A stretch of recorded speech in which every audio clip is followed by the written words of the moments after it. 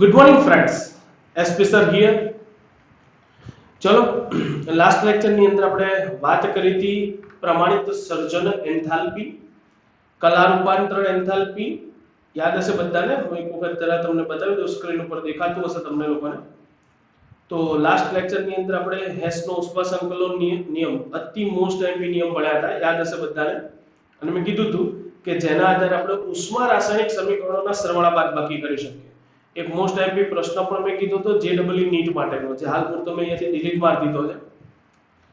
ચલો, તો આજે આપણે આગળ વધવાનું છે। મેં કીધું તો એમ હવે આપણે ભણવાની છે જુદી જુદી પ્રકારની પ્રક્રિયાઓ માટે એન્થાલ્પીનો ફેરફાર। પણ લેક્ચર ચાલુ કર્યો પહેલા કહી દઉં કે મારી YouTube channel chemistry with SP sir subscribe કરી દો। નીચે તમને સબસ્ક્રાઇબ બટન દેખાતું હશે, બાજુમાં નાની ઘંટડી પણ હશે, ટીડીડી કરી દેવાની, તો નવા નવા વિડિયોની નોટિફિકેશન પણ મળતી। चलो, तो આપણે જોઈએ દહન એન્થાલ્પી। તો સૌથી પહેલા જોવાનું છે દહન પ્રમાણિત એન્થાલ્પી, જેને દર્શાવાય ડેલ્ટા CH0। ડેલ્ટા CH0 એટલે ક્યાંય પણ જો એન્થાલ્પી ફેરફારમાં C નો ઉલ્લેખ કરેલો હોય તો સમજી લેવાનું કે કઈ એન્થાલ્પીની વાત છે, દહન એન્થાલ્પી। ક્લિયર? ચલો, तो दहन प्रक्रियाओ स्वभावे उष्माक्षेपक होय तो बधाने खबर छे। मोस्ट ऑफ प्रक्रिया जेमा तमे पदार्थने सळगाવો तो हमेशा उष्मा उत्पन्न थाय, એટલે પ્રક્રિયા કેવી હોય? હંમેશા ઉષ્માક્ષેપક હોય। આ ઉદ્યોગોમાં રોકેટના કાર્યોમાં અને અગત્યના જીવનના તબક્કાઓમાં તે ઉપયોગી છે। એ બધાને ખબર છે ઉદ્યોગોની અંદર જે દહનક્ષેપક પ્રક્રિયાઓ છે, દહન પ્રક્રિયાઓ છે। પછી રોકેટ કાર્ય એટલે રોકેટને જ્યારે ઉપર છોડવામાં આવે ત્યારે એની અંદર થતી દહન પ્રક્રિયા, તો એ પણ દહન જ છે। જીવનના ઘણા બધા તબક્કા, આપણા શરીરની અંદર પણ કઈક અંશે ખાદ્ય પદાર્થો જે હોય એનું દહન થઈને એટીપીમાં ઊર્જા સંગ્રહ પામે છે, તો એ બધી જગ્યાએ જરૂરી છે। જ્યારે બધા જ પ્રક્રિયકો વ્યાખ્યા છે, ખાસ ધ્યાન આપજો, જ્યારે બધા જ પ્રક્રિયકોને નિપજો નિર્દિષ્ટ ના યાદ રાખતા આપેલ રાખજો, સરળ પડશે। આપેલ તાપમાને હોય ત્યારે 1 મોલ પદાર્થ દહન પામે ત્યારે થતા એન્થાલ્પી ફેરફારને ત્યારે દહન કરો તો દહન પામે ત્યારે થતા એન્થાલ્પી ફેરફારને દહન પ્રમાણિત એન્થાલ્પી કહેવાય। ઈઝી વ્યાખ્યા છે। સી નો ઉલ્લેખ આપણે એટલા માટે કરીએ છીએ, ઇંગ્લિશમાં લખ્યું છે, તમે વાંચી લેજો, હું નહીં વાંચું, મને નહીં આવડતું। હા, કમ્પ્યુશન્સ એવું લખેલું છે, હવે જો વાંચો ઠીક છે, નકર કઈ નહીં, જવા દો। ચલો, વ્યાખ્યા ફરી એકવાર।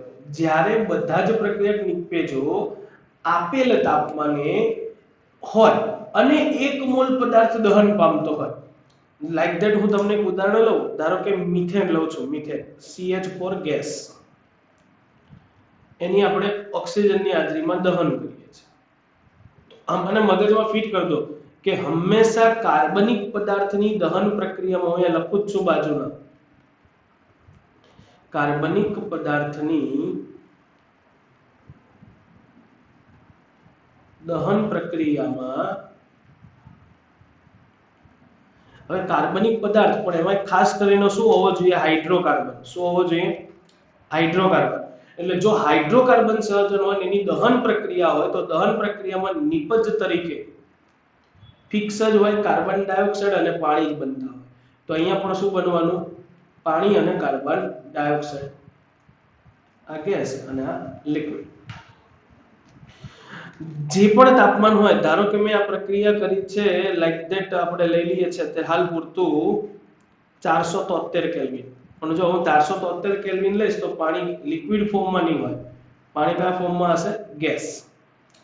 તો આપેલ તાપમાને પ્રક્રિયકોને નિપજો, એટલે કે જ્યારે બધા જ પ્રક્રિયકોને નિપજો આપેલ તાપમાને હોય, હાથ છે આપેલ તાપમાને, અને એમની જે અવસ્થા હોવી જોઈએ એ પણ છે, તો આવા સમયે જો તમે પદાર્થ 1 મોલ લીધો હોય, કેટલા મોલ લીધો હોય? મેં જો મિથેન કેટલા મોલ લીધો તો 1 જ મોલ, તો 1 મોલ પદાર્થ લઈ અને દહન કરતા હોય તો એ પ્રક્રિયામાં થતો એન્થાલ્પી ફેરફાર જે હોય એટલે કે ડેલ્ટા RH જે હોય એને જ આપણે એક પદાર્થ 1 મોલ પદાર્થની દહન એન્થાલ્પી કહી શકીએ, એટલે ડેલ્ટા CH0।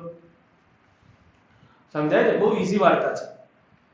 ઉદાહરણ આપે છે, જેમ કે રાંધણ ગેસના સિલિન્ડરમાં મોટા ભાગે બ્યુટેન હોય, C4H એટલે હાઇડ્રોકાર્બન સંયોજન થયો, 1 મોલ બ્યુટેનનું સંપૂર્ણ દહન દરમિયાન 2658 કિલોજૂલ ઉષ્મા ઉત્પન્ન થાય છે.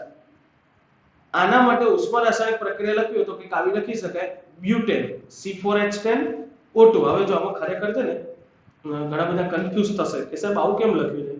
મારે દહન એન્થાલ્પીની વાત કરવાની છે એટલે મારી પાસે બ્યુટેન છે C4H10, એની ઓક્સિજનની હાજરીમાં દહન કરું તો એમાંથી બનવાનું શું તો ફિક્સ જ છે કાર્બન ડાયોક્સાઇડ અને પાણી. બધા ધારો કે ગેસ ફોર્મમાં છે. સંતુલિત કરું તો 4 કાર્બન છે, 10 હાઇડ્રોજન છે, ઓક્સિજન 5 અને 8 13 થવાના.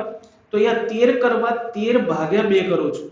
આવું કરવાનું રીઝન એટલા માટે છે કે જો હું અન્ય રીતે સંતુલિત કરવા જઈશ આને, એટલે કે ધારો કે બેકી અંક લાવવા માટે કેવી રીતે સંતુલિત કરવા જઈશ ને તો મારે અહીંયા જે બ્યુટેન છે ને એના અમુક મોલ વડે ગુણવા પડશે, એટલે અમુક સંખ્યા વડે ગુણવા પડશે.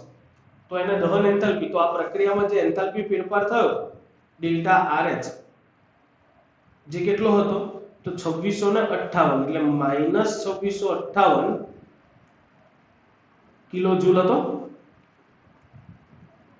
કિલોજૂલ પ્રતિ મોલ. તો આ પ્રક્રિયામાં તો એન્થાલ્પી ફેરફાર આટલો જે છે એને હું આની દહન એન્થાલ્પી ત્યારે જ કહી શકું જ્યારે એના મોલ કેટલા હોય 1 મોલ હોય. તો 1 મોલ રાખવા માટે આપણે આ રીતે સંતુલિત કરવું છે. તો હવે હું આને ડેલ્ટા CH0 પણ કહી શકું. ક્લિયર? બસ ખાલી સમીકરણ લખ્યું, બીજું કઈ છે.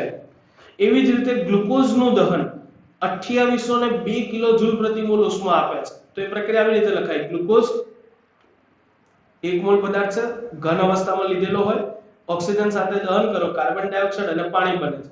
ધારો કે બંને લિક્વિડ ફોર્મમાં બને છે, મેં અહીંયા ગેસ લખ્યું તેની જગ્યાએ લિક્વિડ કરી દો. ધારો કે લિક્વિડ ફોર્મમાં બને છે તો પ્રક્રિયાની એન્થાલ્પી જે હોય એ લખી છે -2802 કિલોજૂલ પ્રતિ મોલ. પણ આ જ પ્રક્રિયા એન્થાલ્પીને 1 મોલ ગ્લુકોઝની દહન એન્થાલ્પી કહીશું. અહીંયા પણ લખી છે પ્રક્રિયા એન્થાલ્પી, પણ આ જ પ્રક્રિયા એન્થાલ્પી જો 1 મોલ સંયોજન હોય તો એને શું કહી શકો દહન એન્થાલ્પી. એટલે 1 મોલ બ્યુટેનનું દહન કરો ત્યારે ઉત્પન્ન થતી ઉષ્માની દહન એન્થાલ્પી ડેલ્ટા CH0 અને એ જ આપણી પ્રક્રિયાની શું થશે પ્રક્રિયા એન્થાલ્પી. પછી જો મેં હમણાં તમને કીધું તેમ આપણું શરીર પણ ખોરાકમાંથી ઊર્જા પેદા કરે છે જેમાં આ જ પ્રમાણેની દહન પ્રક્રિયાઓ હોય છે.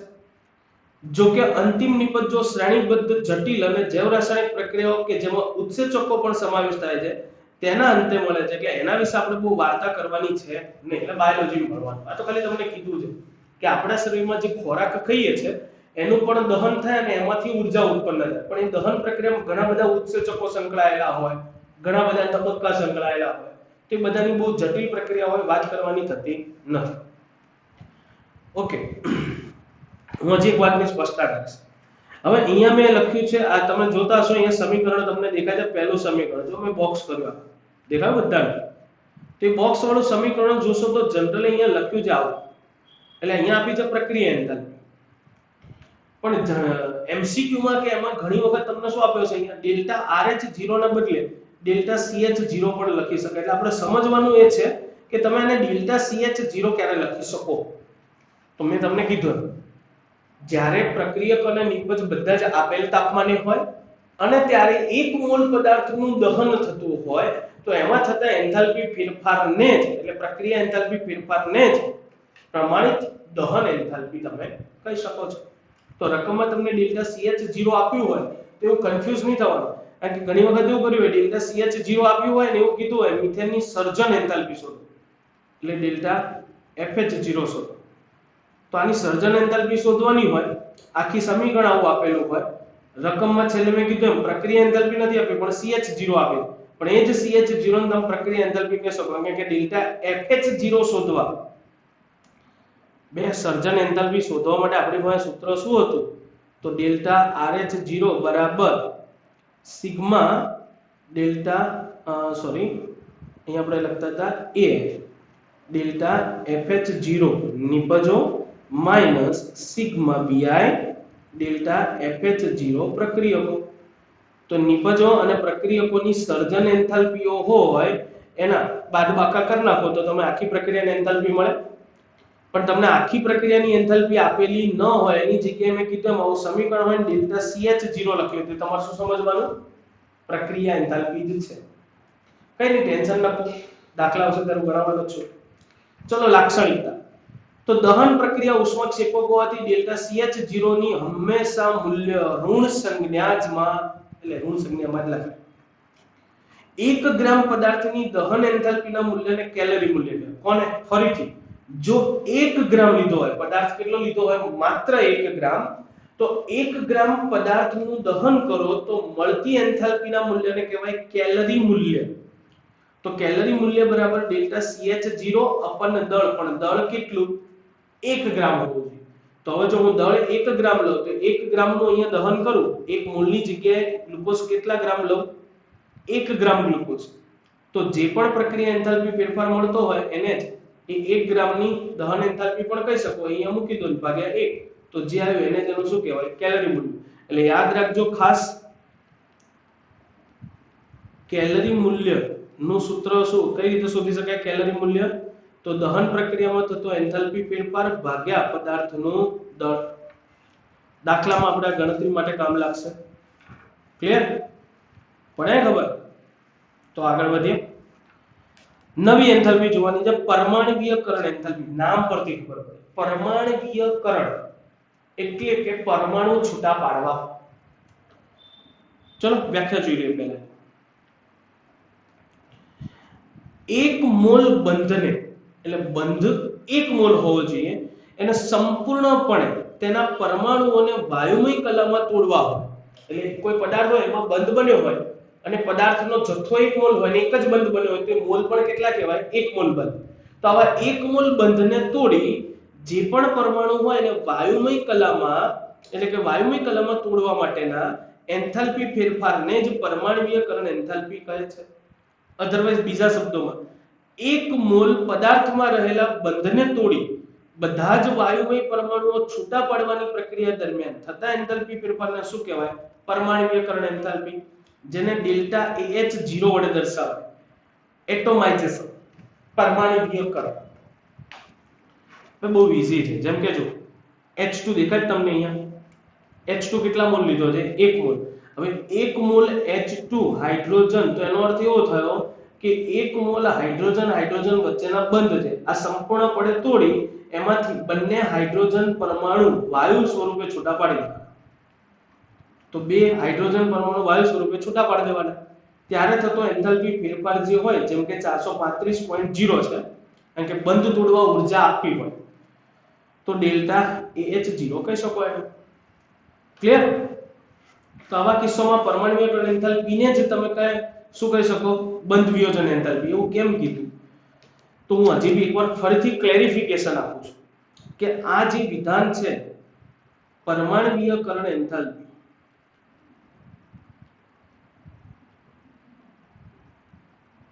is equal to બંધ એન્થાલ્પી ક્યારે લઈ શકાય? તો જ્યારે, લખું છું અહીંયા ધ્યાન રાખજો, જ્યારે 1 મોલ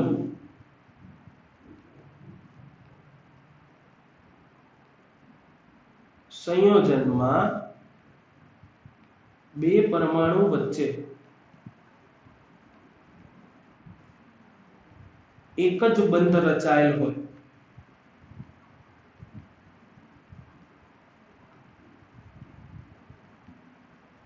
ત્યારે તેની પરમાણ્વીયકરણ એન્થાલ્પી ઇઝ ઇક્વલ ટુ એની બંધ એન્થાલ્પી થાય. હું હમણાં આગળ ચર્ચા કરીશ. ચલો ત્યારે આગળ વધીએ. પછી જેમ કે જો હવે અહીંયા મિથેન છે, CH4 ગેસ ફોર્મમાં છે, એમાંથી પરમાણુ અલગ કરી નાખવાના, કાર્બન અને ચારે ચાર હાઇડ્રોજનના બંધ તોડીને અલગ કરી નાખો, તો ત્યારે મળતી પરમાણ્વીયકરણ એન્થાલ્પી છે 1665. આ બધા આંકડા યાદ રાખવાના, ભૂખવા પડશે, હું કઈ નહીં કરી. હવે જનરલી સોડિયમ, સોડિયમ તો સોલિડ, તો સોડિયમ સોલિડ માંથી સોડિયમ ગેસ છે, એ તો એમાં તો ક્યાં કઈ ફરક પડે? આ તો હું તમને કહું, મોટા ભાગની એવી ધાતુઓ હોય, તો આવા કિસ્સામાં ધાતુઓ જે છે એ આપણને ઘન સ્ફટિક સ્વરૂપે મળી હોય. કયા સ્વરૂપે મળી હોય? સ્ફટિક.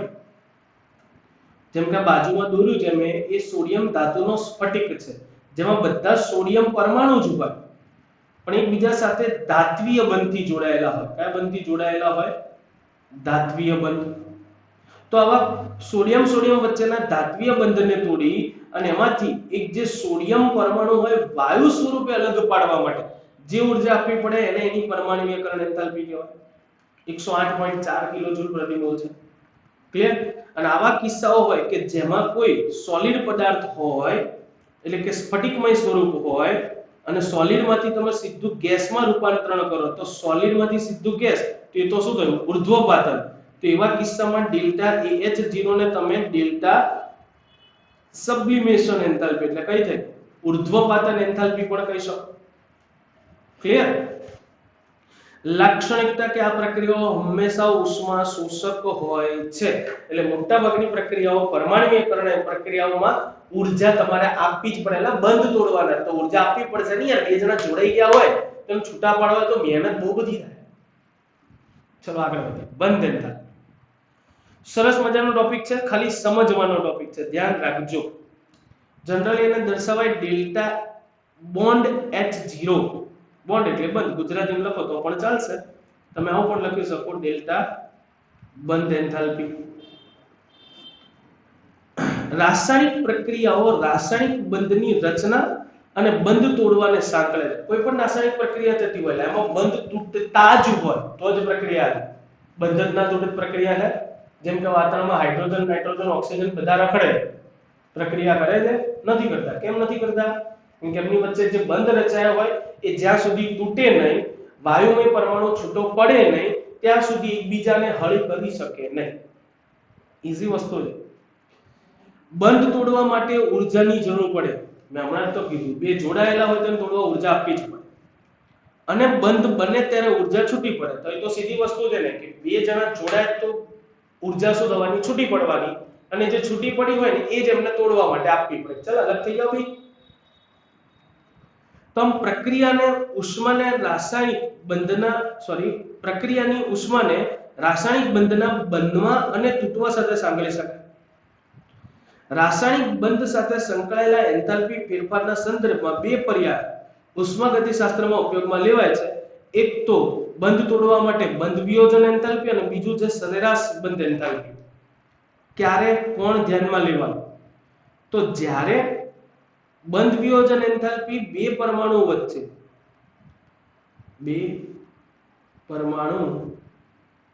વચ્ચે બંધ રચાયેલા હોય ત્યારે બંધ વિયોજન એન્થાલ્પી કહેવાય. પણ બે થી વધુ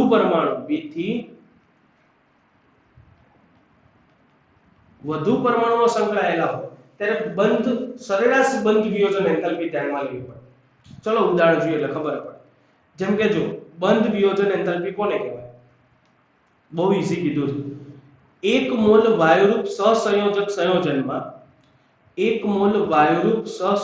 સંયોજનમાં રહેલા 1 મોલ બંધને તોડી નિપજોને વાયુમય કલામાં ફેરવવા જરૂરી ઉષ્માના જથ્થાને બંધ વિયોજન એન્થાલ્પી કહેવાય. ફરીથી 1 મોલ વાયુમય સહસંયોજક સંયોજનમાં રહેલા 1 મોલ બંધને તોડી નિપજોને વાયુમય અવસ્થામાં ફેરવવા માટે જે ઊર્જા આપવી પડે એને એની શું કહેવાય? બંધ વિયોજન એન્થાલ્પી. જેમ કે તમને H2 માંથી બે હાઇડ્રોજન પરમાણુ, Cl2 માંથી બે ક્લોરીન, ઓક્સિજન માંથી બે ઓક્સિજન પરમાણુ. અહીંયા ઓક્સિજન પરમાણુ હોય એટલે બગડું ના આવે. તો એ બોન્ડ વિયોજન એટલે બંધ વિયોજન એન્થાલ્પી કહેવાય જે તમને આપી છે. જેને જનરલી ધારો કે હાઇડ્રોજન H2 હોય એમાંથી બે હાઇડ્રોજન પરમાણુ છૂટા પડતા હોય તો એની બંધ વિયોજન એન્થાલ્પીને લખાય H સિંગલ બોન્ડ H વિયોજન એન્થાલ્પી. ધારો કે ક્લોરીન હોય એમાંથી બે ક્લોરીન છૂટા પડતા હોય તો delta Cl single bond Cl વિયોજન એન્થાલ્પી. ક્લિયર? બહુ ઈઝી છે. પડીને ખબર? તો આ પ્રકારની એન્થાલ્પી દ્વિપરમાણુય અણુને લાગુ પડે છે કે જેમાં બધા જ બંધ એક જ પ્રકારના હોય. બધા જ બંધ એક જ સરખા હોય, એક જ પ્રકારના હોય તો એવા દ્વિપરમાણુય અણુ માટે તમે બંધ વિયોજન એન્થાલ્પી શબ્દ વાપરી શકો. હા, એમાં જનરલી ધારો કે હમણાં હું વાત કરું ઓક્સિજન, O2 માંથી બે ઓક્સિજન પરમાણુ છૂટા પાડવા તો સમજો. તો O2 માં બધાને ખબર ઓક્સિજન વચ્ચે ડબલ બોન્ડ હોય પણ તેમ છતાંય ઓક્સિજન સિંગલ બોન્ડ ઓક્સિજન બંધ વિયોજન એન્થાલ્પી લખાય. ભલે બંને બંધ તોડવાના પણ છે તો બંને એક જ પરમાણુ, બે પરમાણુ વચ્ચે જ ને.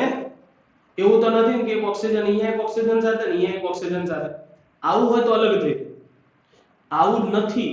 એક દ્વિપરમાણુ અણુમાં રહેલા બે જ પરમાણુ વચ્ચે ભલે એકથી વધુ બંધ રચાતા હોય, બધા એક જ સરખા પ્રકારના હોય, તો એને તોડવા માટે આપવી પડતી ઊર્જાને એની બંધ વિયોજન એન્થાલ્પી તમે કહી શકો છો. પણ લફડું ક્યારે છે? તો હવે જો સરેરાશ બંધ વિયોજન એન્થાલ્પી ક્યારે ધ્યાનમાં લેવું? તો 1 મોલ વાયુરૂપ સહસંયોજક સંયોજનમાં 1 મોલ જુદા જુદા પ્રકારના બંધને તોડી, 1 મોલ જુદા જુદા પ્રકારના બંધને તોડી નિપજોને વાયુમય કલામાં ફેરવવા માટેની જરૂરી સરેરાશ ઉષ્માના જથ્થાને સરેરાશ બંધ વિયોજન એન્થાલ્પી. નહીં સમજે? ખાલી કહી દઉં તમને, સરેરાશ બંધ વિયોજન એન્થાલ્પી એટલે બધા જ બંધ માટેની કુલ ઊર્જા ભાગ્યા વિયોજન પામતા બંધની સંખ્યા. ચલો ઉદાહરણ દ્વારા જોઉં તો ખબર પડે. જેમ કે હું મિથેનની વાત કરું તો તમને બધાને ખબર છે મિથેનમાં કાર્બન હોય જે 4 હાઇડ્રોજન પરમાણુ સાથે જોડાયેલો. તો તમને બધાને એવું થશે કે સાહેબ કાર્બન હાઇડ્રોજન સાથે જોડાયેલો છે તો બધા CH બંધ જ છે ને, એટલે 4 શું છે? CH બંધ. તો 4 CH બંધને તોડવા માટે આપવી પડતી ઊર્જા કેવી હોવી જોઈએ? સમાન હોવી જોઈએ, સરખી જ હોય ને. આવું તમને થાય, પણ ખરેખર એવું નથી.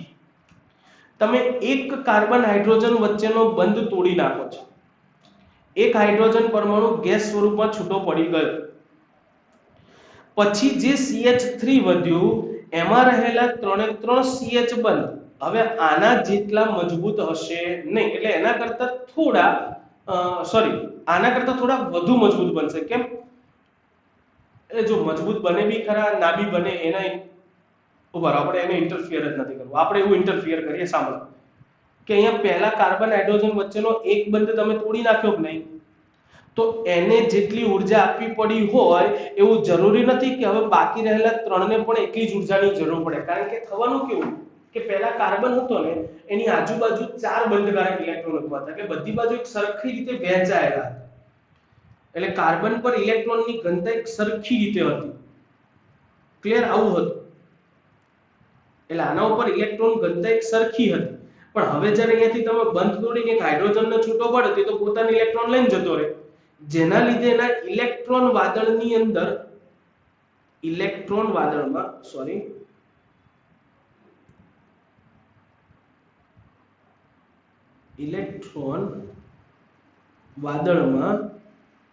ધ્રુવીભવન થાય. એટલે હવે એનું ઇલેક્ટ્રોન વાદળ આખું પરમાણુ પર એક સરખી રીતે નહીં છવાયેલું, જેના લીધે શું થવાના? બાકીના 3 બંધ જે હશે એ પહેલાની જેમ રહેશે નહીં, એની અંદર થોડો ઘણો ફેરફાર થશે. ક્લિયર? ધારો કે હું આવી રીતે બીજો બંધ તોડી નાખું, તો બીજો બંધ તોડું તો એના માટેની ઊર્જા પહેલાવાળા બંધ કરતા કંઈક અલગ જ હશે. બીજો બંધ તોડ્યા પછી બાકી રહેતા બંને તો એ પણ પાછા શું થશે? બદલાશે, કારણ કે હજી વિકૃતિ જમા થવાની. તો અહીંયા મિથેન હોય એમાંથી એક હાઇડ્રોજન પરમાણુ છૂટો પાડ્યો ત્યારે બંધ વિયોજન એન્થાલ્પી જો 427. પછી જે CH3 વધ્યું એમાંથી મેં એક હાઇડ્રોજન છૂટો પાડ્યો, દેખાય છે તમને અહીંયા? તો એની જો 439. પછી જે CH2 વધ્યું એમાંથી ફરીથી મેં એક હાઇડ્રોજન છૂટો પાડ્યો તો એની 452 છે, દેખાય છે ને? પછી જે CH વધ્યું એમાંથી મેં એક હાઇડ્રોજન છૂટો પાડ્યો તો એની છે 347. તો હતા કાર્બન હાઇડ્રોજન વચ્ચેના જ બંધ, એટલે દેખાવે સરખું જ દેખાતું હતું પહેલા મને ને તમને બધાને કે ભાઈ સાહેબ અહીંયા તો છે ને, ઉભા રહો ફરીથી લખી દઉં છું. અહીંયા તમને ને મને સરખું દેખાયું કે કાર્બન 4 હાઇડ્રોજન પરમાણુ સાથે જોડાયેલો છે, એટલે એનો અર્થ એવો થયો કે આમાં 4 CH બંધ છે. તો સાહેબ 4 CH બંધને તોડવા આપવી પડતી ઊર્જા સરખી જ હશે, પણ હોતી નથી. અને એટલા માટે જ્યારે આવા પરમાણુ આવે, સંયોજનો આવે કે જેમાં એક કરતા વધુ જુદા જુદા પ્રકારના બંધ હોય, તો એવા સમય 4 બંધ વિયોજન એન્થાલ્પીનો સરવાળો કરી નાખવાનો, ડિવાઇડેડ કરી નાખવાનું 4 તો મળે 416. આ 416 મળી એને હું એની પરમાણ્વીયકરણ એન્થાલ્પી કહી શકું અથવા તો સરેરાશ બંધ વિયોજન એન્થાલ્પી પણ કહી શકું. જો દેખાય છે તમને? એટલે ઇન શોર્ટ તમારે એક કરતા વધુ પ્રકારના બંધ આવે તો સરેરાશ બંધ વિયોજન એન્થાલ્પી લેવી પડે, અને એવા સમય સરેરાશ બંધ વિયોજન એન્થાલ્પી એ પરમાણ્વીયકરણ એન્થાલ્પી થાય. એટલે અહીંયા જો હવે વાત જોજો, થોડુંક ડિટેલમાં ઉતરું છું. દ્વિપરમાણ્વીય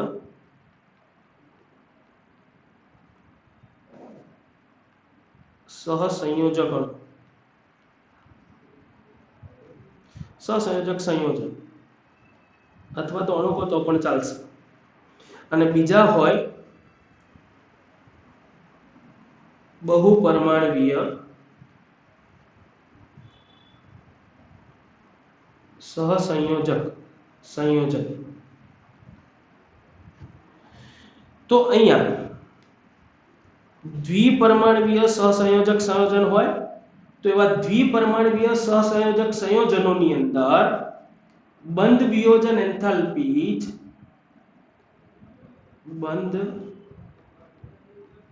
વિયોજન એન્થાલ્પી ઇઝ ઇક્વલ ટુ તેમની પરમાણવીયકરણ એન્થાલ્પી.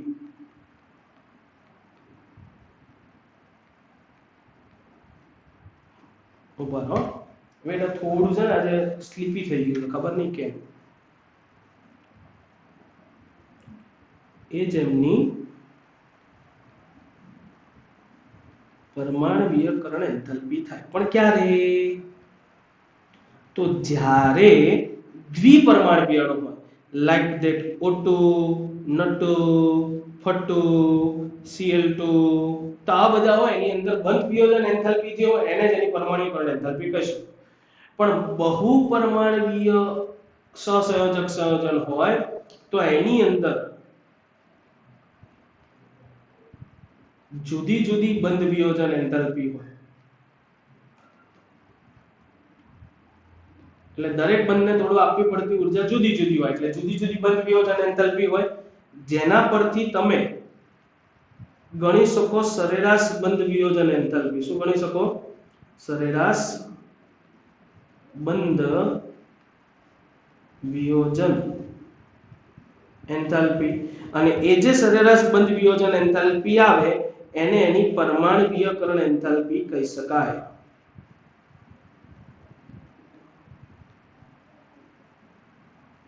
જેનું હમણાં જ સરસ મજાનું ઉદાહરણ પડે મિથેન. ક્લિયર? તો આમે જે શોર્ટ આઉટ લખ્યું ને આ યાદ રાખજો. આ તમારા માટે સરસ મજાનું નામ છે. એના પરથી તમને લગભગ આખો ટોપિક ક્લિયર થઈ જશે. બરાબર? બહુ માથાકૂટ નહીં. એટલે રાસાયણિક પ્રક્રિયામાં બંધ એન્થાલ્પી જો આપેલી હોય તો એના માટે હવે આ very very very most time કયો બેટા આ ઘણા બધા છે ને આમાં ડોફરાઈ જાય છે. આના એમસીક્યુ JEE નીટમાં પણ પૂછાય છે. સો અહીંયા લખી દઉં છું JEE અને નીટ માટે IMP. કેમ મગજ ડોફરાઈ જાય હું તમને કહું. જનરલી આપણે એવું શીખ્યા કે કોઈ રાસાયણિક પ્રક્રિયા આપી એ રાસાયણિક પ્રક્રિયાનો પ્રક્રિયા એન્થાલ્પી ફેરફાર શોધવો હોય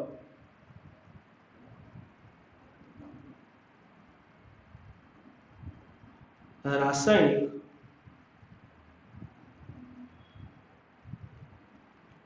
પ્રક્રિયા માટે તો આપણે એવું શીખ્યા કે પ્રમાણિત પ્રક્રિયા એન્થાલ્પી ફેરફાર શોધવો હોય તો ઇઝ ઇક્વલ ટુ આપણે શું કરતા હતા સિગ્મા AI ડેલ્ટા FH0 નિપજો. એટલે નિપજોની જે પણ સર્જન એન્થાલ્પી આપી હોય એમને એમના મોલ વડે ગુણી સરવાળો કરવાનો minus sigma BI delta FH0 પ્રક્રિયા. એટલે પ્રક્રિયકોની જે સર્જન એન્થાલ્પી અથવા મોલર એન્થાલ્પી જે હોય પ્રમાણિત મોલર એન્થાલ્પી આપી હોય એને એની મોલ વડે ગુણી અને એનો સરવાળો કરી અને એને નિપજોની એન્થાલ્પીમાંથી બાદ કરી દેવાનો તો તમે આખી પ્રક્રિયાનો એન્થાલ્પી ફેરફાર શોધી શકો. તો દાખલો જે હોય અથવા તો તમને એમસીક્યુ ટાઈપ આપ્યો હોય તો એની અંદર તમારે એ જોવાનું કે તમને પ્રક્રિયા સમીકરણ અથવા તો સોરી રકમની અંદર આપ્યું જ શું. ઘણી વખત રકમમાં તમને પ્રક્રિયા એન્થાલ્પી ફેરફાર શોધવાનું કીધું અને સર્જન એન્થાલ્પી આપી પણ ખાસ JEE નીટમાં પૂછાતા એમસીક્યુ ઘણી વખત કેવું કરે છે કે કોઈ સમીકરણ લખ્યું હોય અને સમીકરણમાં એવું કીધું હોય કે પ્રક્રિયા એન્થાલ્પી ફેરફાર શોધો. જોજો સાંભળજો શું કહું છું એ સાંભળજો ખાસ. point to be noted. મને કીધું છે રાસાયણિક પ્રક્રિયામાં થતા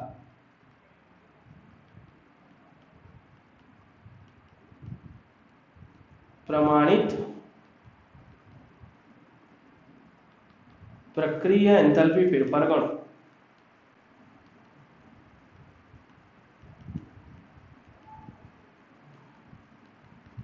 કીધું જાવ મને પ્રમાણિત પ્રક્રિયા એન્થાલ્પી ફેરફાર ગણો એટલે આપણા મગજમાં તો ફિક્સ જ થયેલું હોય હા તો એના માટે આપણે શું કરીશું કે નિપજોની એન્થાલ્પી માઈનસ પ્રક્રિયકોની એન્થાલ્પી જે પણ રકમમાં એન્થાલ્પી ફેરફાર આપ્યો સરવાળો કરી બાદ કરી દો પણ તમને ઘણી વખત ખાસ મેં કીધું એમ જે ડબલ નીટમાં પ્રમાણિત પ્રક્રિયા એન્થાલ્પી ફેરફાર શોધવાનો કીધો તો હોય પણ રકમમાં બધાની સર્જન એન્થાલ્પી કે પ્રમાણિત મોલર એન્થાલ્પી નથી આપેલી હોતી તમને આવો ઉલ્લેખ કરેલો હોય ધારો કે CH2Cl2 હોય ને તો એમાં લખ્યું હોય ડેલ્ટા CCHH0 પછી ડેલ્ટા CClH0 તો ઇન શોર્ટ રકમમાં તમને શું આપી કહેવાય બંધ વિયોજન એન્થાલ્પી શું આપી કહેવાય જો બંધ વિયોજન એન્થાલ્પીઓ આપી હોય તો પ્રમાણિત પ્રક્રિયા એન્થાલ્પી ફેરફાર શોધવાનું સૂત્ર બદલાય શું બદલાય તો એ સૂત્ર ખાલી ઊંધું થઈ જાય સિગ્મા બંધ વિયોજન એન્થાલ્પી એટલે કે બંધ એન્થાલ્પી ઓફ પ્રક્રિયક માઈનસ સિગ્મા બંધ એન્થાલ્પી ઓફ નિપજ યાદ રાખજો મગજમાં ફીટ કરજો હું આવો દાખલો ગણવાનો છું સ્વાધ્યાયમાં આપણા છે જ ક્લિયર જનરલી આપણે દાખલા ગણીશું ત્યારે ઉપરના સૂત્રનો ઉપયોગ કરીશું પણ એક દાખલો આવશે આપણો પ્રક્રિયા એન્થાલ્પીનો ઉપયોગ કરવાનો પ્રક્રિયા એન્થાલ્પી ફેરફાર શોધવાનો હશે પણ રકમમાં આપી હશે બંધ વિયોજન એન્થાલ્પી જો બંધ વિયોજન એન્થાલ્પી રકમમાં આપે તો મગજમાં ફિટ કરી દો શું કરવાનું પ્રક્રિયકોની બંધ વિયોજન એન્થાલ્પી માઈનસ નિપજ પણ સામાન્ય પ્રક્રિયાઓ કે જ્યાં પ્રમાણિત સર્જન એન્થાલ્પી કે મોલર એન્થાલ્પી આપી હોય તો પ્રક્રિયા એન્થાલ્પી ફેરફાર બરાબર નિપજોની પ્રમાણિત પ્રક્રિયા એન્થાલ્પીનો ફેરફાર માઈનસ પ્રક્રિયા ડન ક્લિયર બસ તો પછી તો આ જાણકારી માટે તમને આપ્યું છે કરવાનું નથી પછી કંઈક નોંધ છે નથી કરવી જવા દો છોડ દો તો હવે આપણે જોવાની છે દ્રાવણમાં એન્થાલ્પી દ્રાવણની એન્થાલ્પી પણ આપણે હવે એમ કરો આજે અહીંયા સુધી રાખો બાકી ટુ બી કન્ટિન્યુ નેક્સ્ટ ટાઈમ ઓકે ચલો બાય